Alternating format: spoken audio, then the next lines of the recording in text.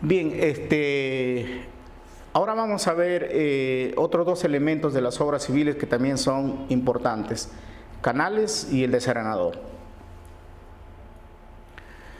El canal y el desarenador son dos componentes importantes de las obras civiles en una microcentral. Un buen diseño de ambos permitirá obtener, para el caso del canal, la cantidad de agua necesaria para la generación de energía, y en el caso del desarenador, tener el mínimo de partículas en suspensión que puedan dañar a la tubería de presión o al equipo electromecánico, ¿no? El diseño de cada componente es muy simple en realidad y se basa principalmente en fórmulas ya existentes, con un complemento de la experiencia, ¿no?, de trabajo que hemos desarrollado en campo, ¿no? Entonces, la definición o las funciones en este caso, el canal, bueno, su función principal es transportar el agua desde la bocatoma hacia la cámara de carga, ¿no? Tipos de canales tenemos por su sección geométrica: los rectangulares, trapezoidales, circulares, semicirculares, triangulares incluso, etcétera. Y por el material de construcción, que pueden ser solamente de tierra, de concreto, mampostería, de piedra, madera, de tubería, etcétera, ¿no? Estos son los elementos, digamos, de un canal. Ahí, digamos, no hay necesidad de repente de leerlo, está en la diapositiva, ¿no? Simplemente destacar que esto es lo que deberíamos buscar en realidad, ¿no? Esto es lo que deberíamos buscar, es decir, que tenga todos los elementos para efectos de que sea un canal eficiente y duradero en realidad. Sin embargo, en la realidad, básicamente por costos o básicamente por temas sociales, no se consigue, digamos, que se haga este tipo de diseños de un canal, ¿no? Repito, estamos hablando del tema de canales pequeños y en este caso particular para microcentrales. Para grandes canales, digamos, ya específicos para riego, pues la cosa es diferente, ¿no? Entonces ahí ya entra ya, digamos, a tallar costos, incluso las relaciones, digamos, de pagos que se le tienen que hacer a la población. En el caso nuestro, y para microcentrales es bien complicado a veces conseguir eso, básicamente, repito, por los costos, ¿no? En el diseño de un canal hay parámetros que intervienen definitivamente, ¿no? Uno es la velocidad del agua, ¿no? Es importante para el diseño. Por ejemplo, un flujo de agua que es rápido va a ocasionar mucha erosión en las paredes y en el piso del canal, mientras que velocidades pequeñas van a permitir, digamos, mucho sedimento y lógicamente va a haber obstrucción, digamos, del paso del agua, ¿no? Entonces había que buscar un equilibrio de una velocidad que no sea muy grande ni tampoco muy pequeña, por lo que estamos manifestando, ¿no? Otro parámetro es la rugosidad. Cuando el agua pasa por un canal, definitivamente pierde energía en el proceso de deslizarse por las paredes y el piso, ¿no? Mientras más rugoso el material del canal, hay más pérdidas por fricción. Y lógicamente será mayor la pendiente de nivel que se necesite para, digamos, pasar determinado flujo de caudal, ¿no? El perímetro mojado, que viene a ser la longitud en que la sección transversal moja el fondo y paredes del canal. Este también es un parámetro importante que interviene en el diseño. Y finalmente, el radio hidráulico, que viene a ser la relación entre el área o la sección y el perímetro mojado en este caso.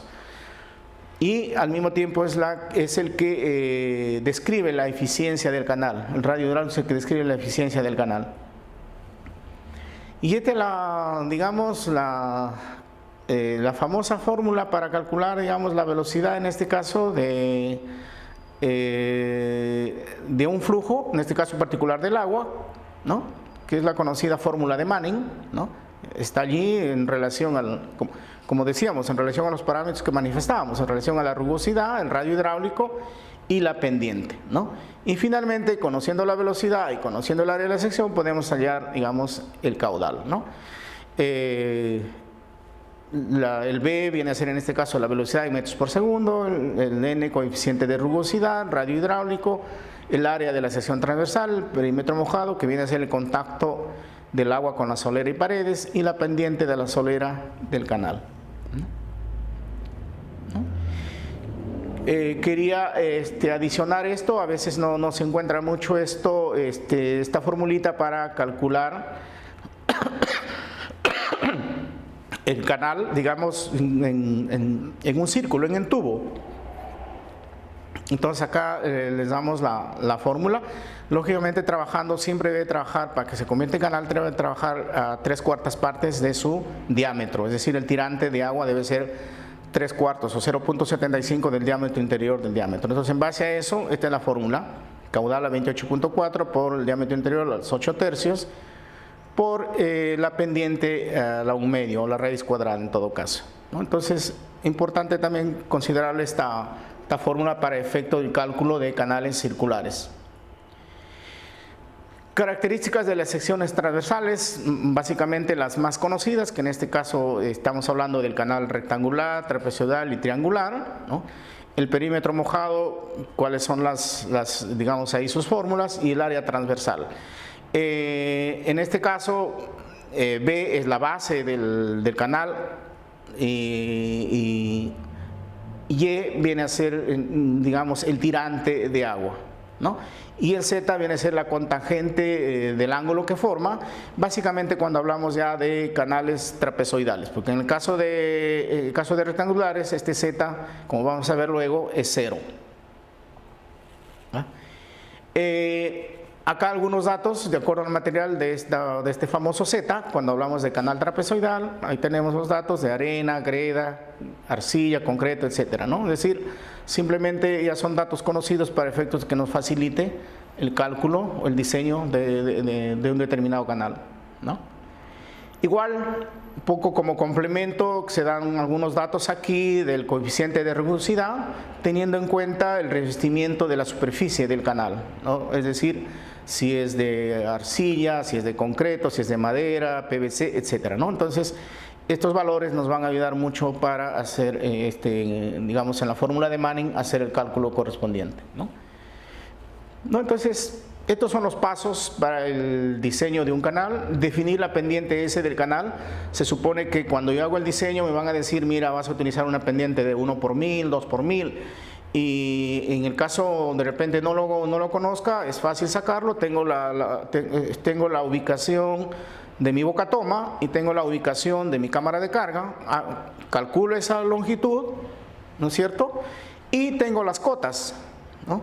Tengo las cotas, digamos, de altura en la boca toma y en la cámara de carga. Entonces hago esa diferencia, divido entre la longitud y tranquilamente puedo tener ya la pendiente del canal que voy a diseñar, ¿no? Y si no, en caso de microcentrales, por ejemplo, se recomienda de que la pendiente sea más o menos entre 1 y 2 por 1000, ¿no? Lo común, mayormente nosotros hemos trabajado 2 por 1000, ¿verdad? Ya para canales de riego, sí, para ganar la mayor cantidad de área, pues a veces se utiliza hasta 0.5 por 1000, pero para microcentrales que estemos con 2 por 1000 es más que suficiente, ¿no? Entonces, bueno, estamos hablando de la pendiente, hallar el ángulo del talud del canal. Para rectangulares, como ya decíamos, el Z es 0 y si no tendría que calcularlo de acuerdo al ángulo.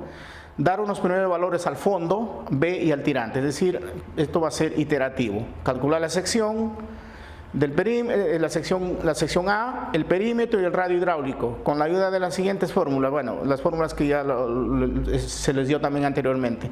Y aplico la velocidad aplicando esta fórmula de Manning, ¿no? Calcular el caudal utilizando la fórmula la velocidad por el área. Se supone que el área ya lo conozco porque tengo el B inicial y el Y. Comparar este resultado del caudal, comparar con el de diseño.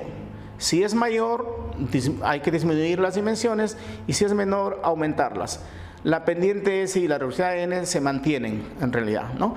Entonces, nuevamente repito, cuando también hablamos del tema de evaluación de recursos, de que sí, pues, si alguien me dice, no, oiga, pero ¿para qué va a ser esta cosa? Este es prácticamente regresar, digamos, a las décadas anteriores, es decir, hacerlo manualmente. Nuevamente reitero, estamos en el área rural, estamos en el campo. Ahora, si hay la posibilidad de llevar mi computadora y con mi programa y todo, digamos, hasta el campo, en buena hora pues aplicaré un programa de esto de H canales y otros que hay ahora y decir, ya, listo, aplico y me sale. Pero repito, el riesgo de llevar un equipo hasta allá. Entonces es más fácil, más sencillo también de llevar una simple computadora y, digamos, hacer el ejercicio, que de paso también es un poco que nos ayuda mucho a recordar. Miren, es interesante esto porque te ayuda incluso a recordar en verdad cuáles son las fórmulas.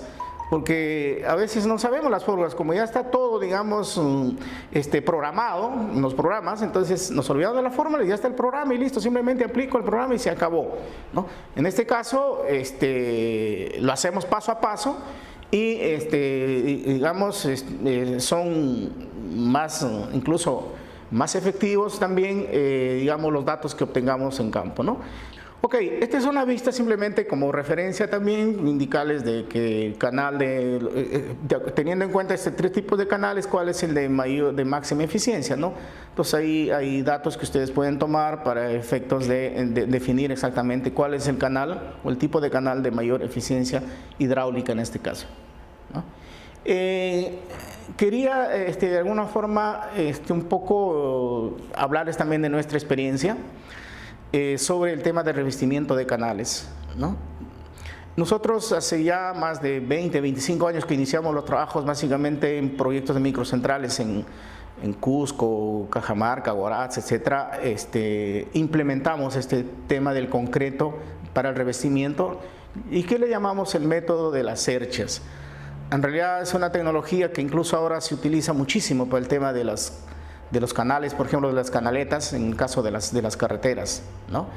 Entonces, ¿cuáles son las ventajas respecto al encofrado común? Elimina la tarea de encofrar y desencofrar, permite acomodar el concreto en un espesor mínimo de 5 centímetros. En el caso de encofrado, y de acuerdo al reglamento, nos indica de que, bueno, debe ser por lo mínimo un 10 centímetros o 12 centímetros el muro. Acá podemos acomodarlo en 5 centímetros. Reduce la cantidad de madera, la solera y taludes quedan acabados en el mismo día, en el mismo momento.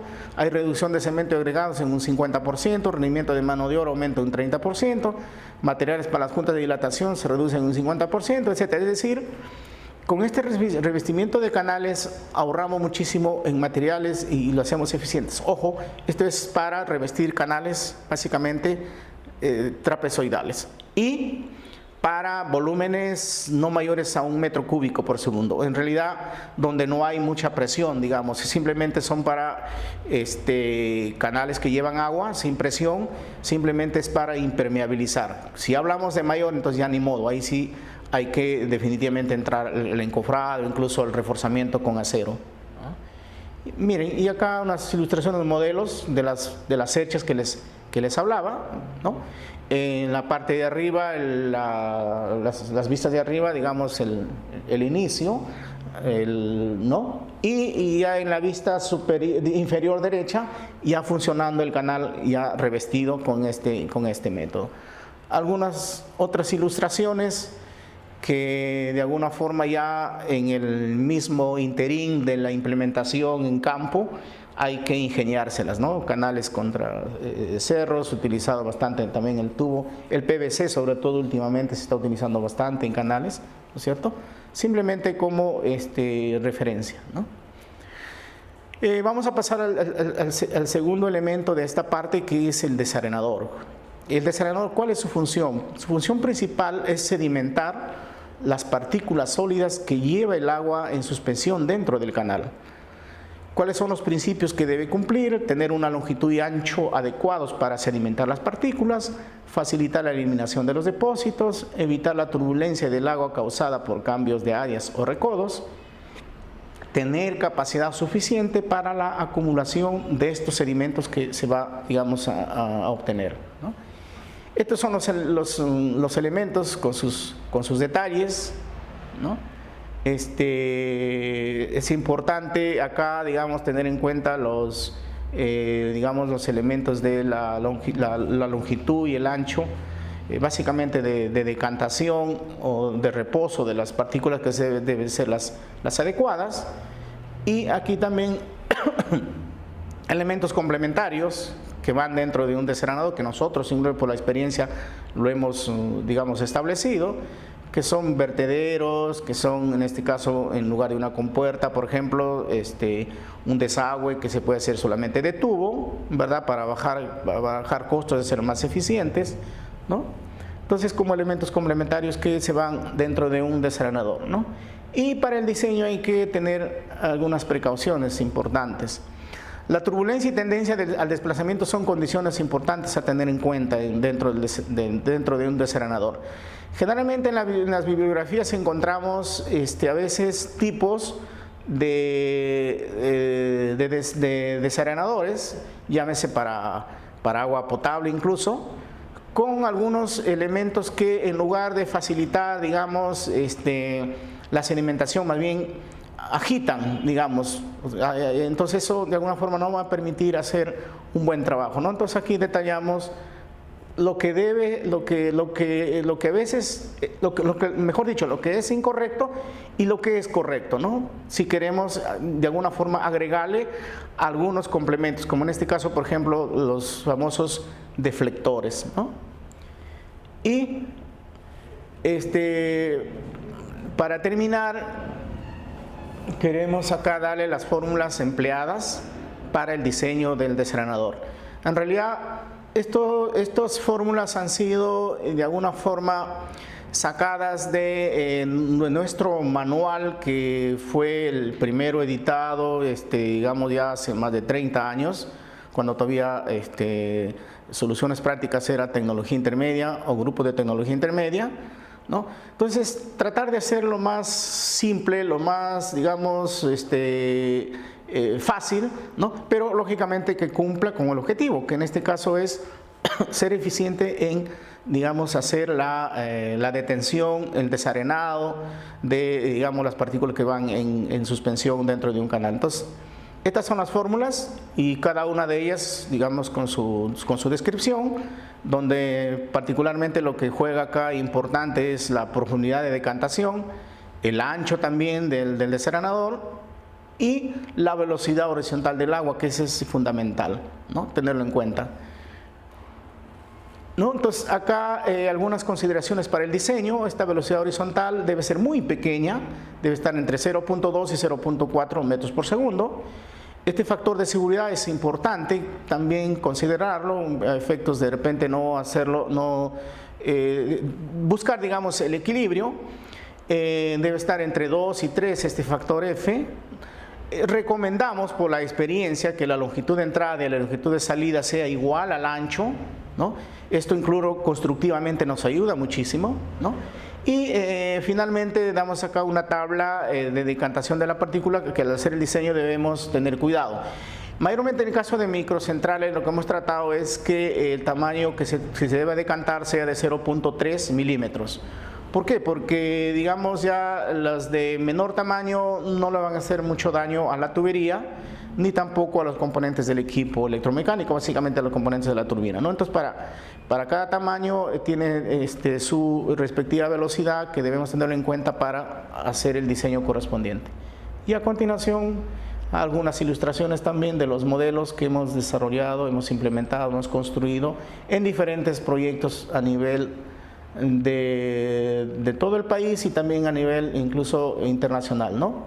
Entonces, muy sencillo y digamos que puede ser manejado por el operador, que necesariamente es de la comunidad. Gracias.